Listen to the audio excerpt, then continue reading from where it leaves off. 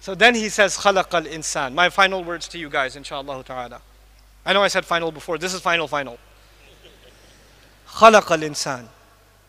You know the word insan, Ibn al-Faris argued it could be two origins. It could be nasiya, means human beings are very forgetful. Or it could be from uns, which means human beings are very loving. Alligators are not very loving. Lions are not very loving. You know? Other animals, they have some love, but not like human beings. We can even show love to other animals. We can show love to other human beings. We can show love to strangers, right? We have that ability. So we have uns in us. They are wahsh and we are uns. So there's two meanings to the human being. One, that we are forgetful, and the second, that we have what? Love. Allah chose this message perfectly for people who are forgetful. For people who are forgetful. Because when people forget, what do they need? Reminder. And one of the names of the Quran is reminder. In huwa illa dhikrun. Kalla innaha tadhkira. Wa dhakkir bil Quran man yakhafu wa'id. Quran is reminder because we are insan. So he says, I taught the Quran because you're insan.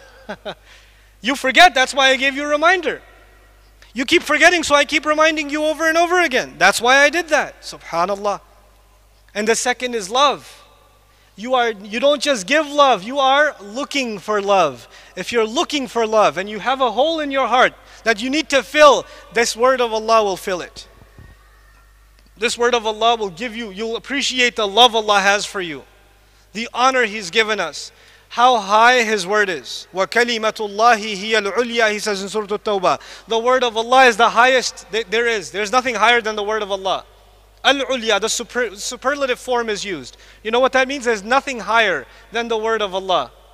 And yet that word of Allah, anzalahu, He sent it down.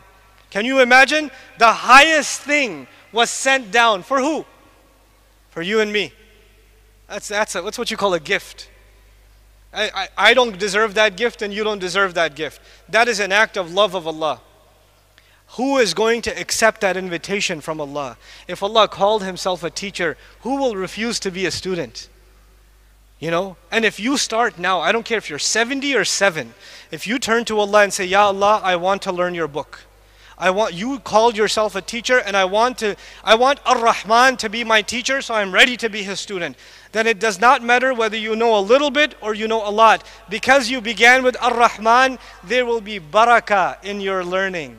And when there's barakah in your learning, you will learn like you have never learned before. Never.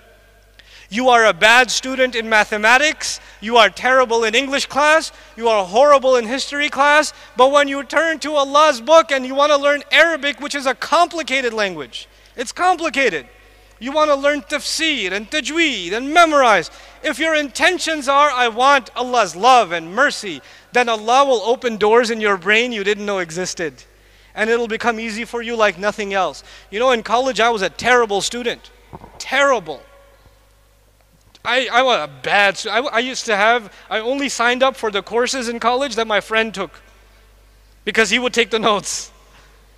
I slept on his shoulder for 4 years. You know, I also have a lot of elbow marks on my arm because he tried to wake me up. I was a terrible student. But when I started learning Quran and Arabic, I did not have to review twice. I learned something once and it came in my head. It's not because I'm smart, because I know how dumb I am. I'm a witness to myself. Allah makes things easy. وَلَقَدْ يَسَّرْنَا الْقُرْآنَ لِلذِّكْرِ. Allah makes it easy. We don't make that easy. You make the intention and Allah will make that easy for you. This is the message I want to share with all of you, really. I want you to become students of this book, students of this language. Don't be intimidated by it. Don't be intimidated by it.